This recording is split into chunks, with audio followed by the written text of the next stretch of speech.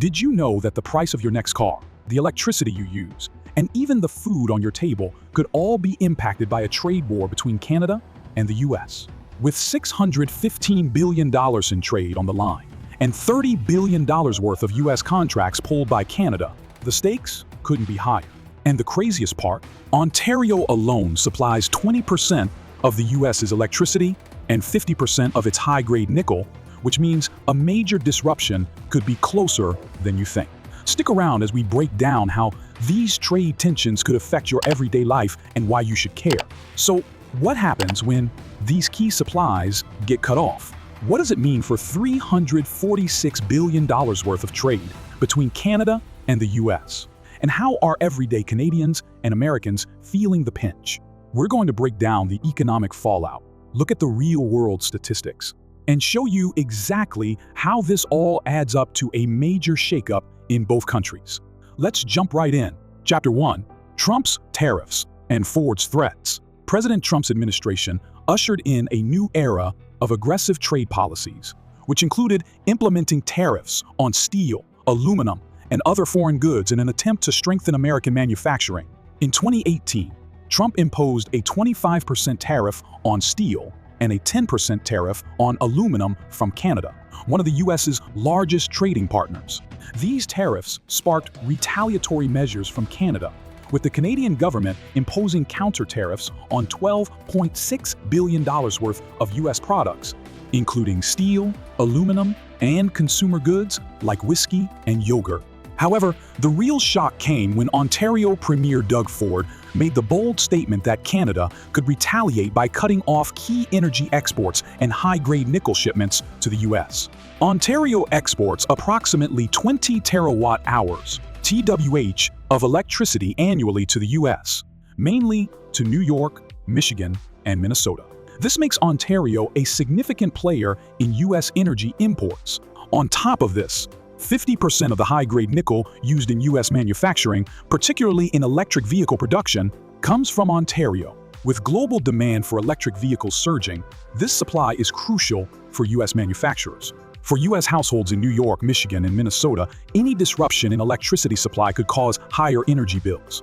During peak summer or winter months, this could lead to rolling blackouts or increased electricity costs, as states would have to source power from more expensive options. Chapter 2.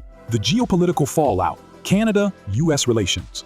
Canada and the U.S. share one of the most important economic relationships in the world. In 2020, the U.S. was Canada's largest trading partner, with goods and services trade totaling $615 billion.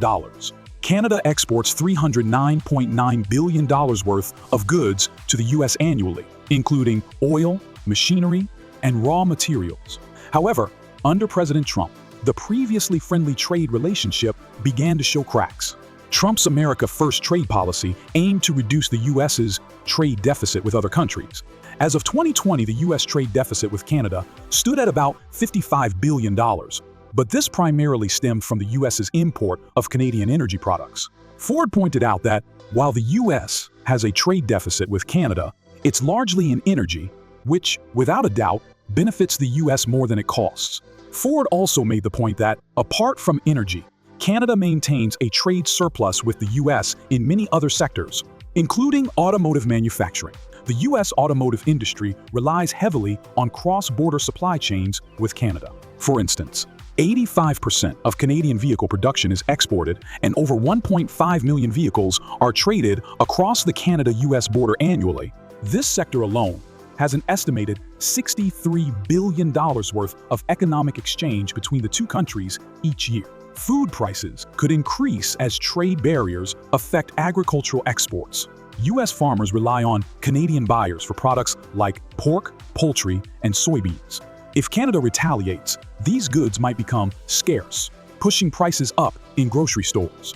Canadians could face higher costs for products like U.S. vegetables, meat, and alcohol. Chapter 3. Energy. The powerful weapon in Canada's arsenal. Ontario's role in the U.S. energy market is not just symbolic, it's an economic powerhouse.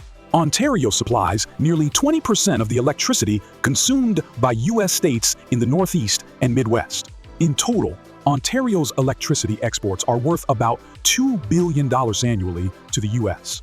These exports power 1.5 million homes and businesses across states like New York, Michigan, and Minnesota. Any disruption to this supply would result in energy shortages in key U.S. regions, potentially leading to blackouts or steep price increases.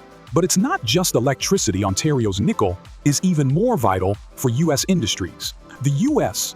is the world's largest consumer of nickel, and nearly 50% of the nickel used in American manufacturing comes from Ontario. In fact, as the world transitions to electric vehicles, nickel has become an even more critical material, as it's a key component of lithium-ion batteries.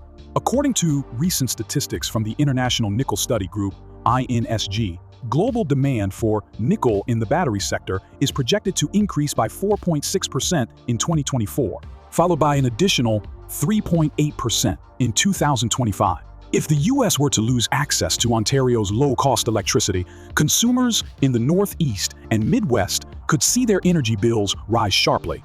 Some regions could experience blackouts during peak demand periods as utilities scramble to find alternative sources of power. This would affect everyday households and small businesses, particularly in colder states where heating in winter months is crucial. Chapter 4.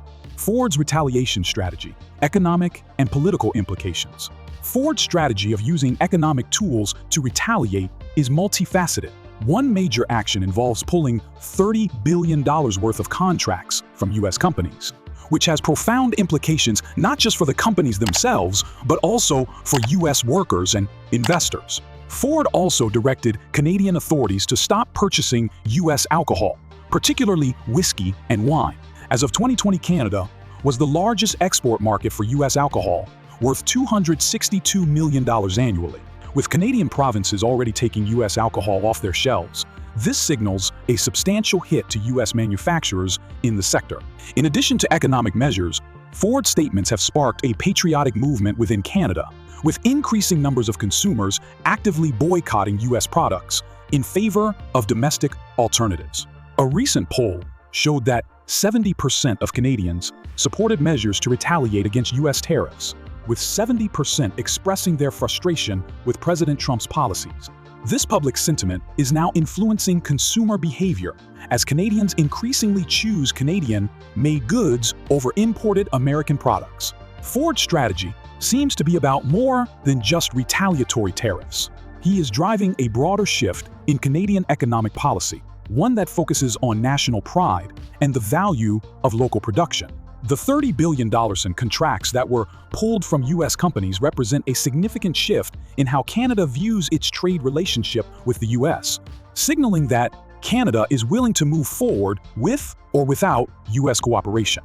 If Ford's retaliation continues, Canadian consumers may find that products like U.S. beer, wine, and spirits are replaced with local or international alternatives.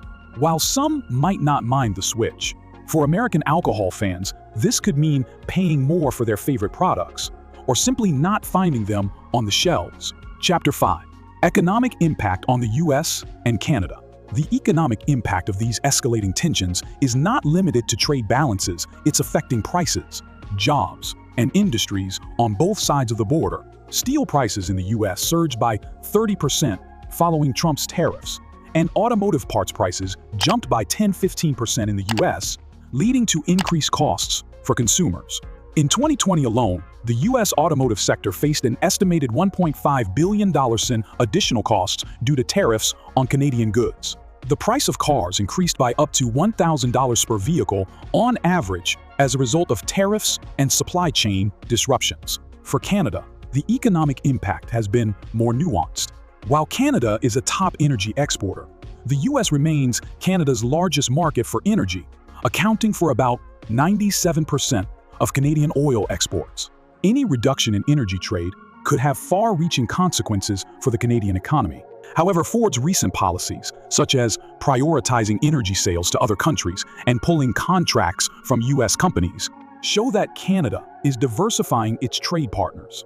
This could lead to stronger ties with countries like China and members of the European Union.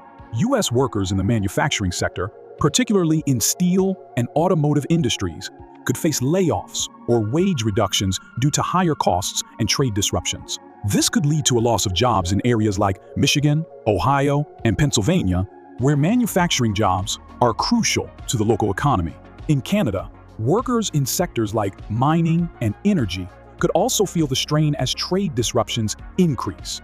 The trade conflict between Canada and the U.S. is ongoing, with both sides showing no signs of backing down. Canada's use of energy and raw materials as retaliatory measures is a stark reminder of how interdependent both countries are, and the global market dynamics will continue to evolve as nations like Canada assert their economic power. With global supply chains already under strain due to the COVID-19 pandemic, and now amplified by tariff wars, industries across the world are feeling the pressure. The key question is, how much can the U.S. afford to lose without risking its economic recovery? And how far will Canada and other nations go in standing up to aggressive trade policies?